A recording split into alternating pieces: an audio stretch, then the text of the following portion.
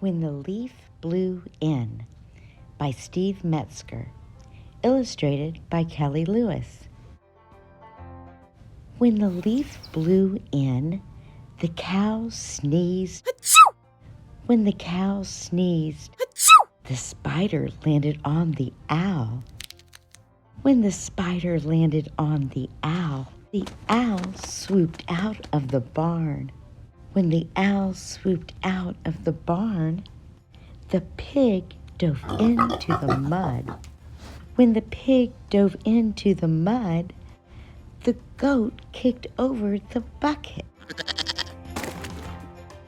When the goat kicked over the bucket, the chicken spun round and round.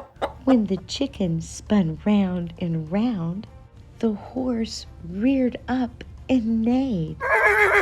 When the horse reared up and neighed, the sheep leaped over a barrel. When the sheep leaped over a barrel, the duck jumped into the pond.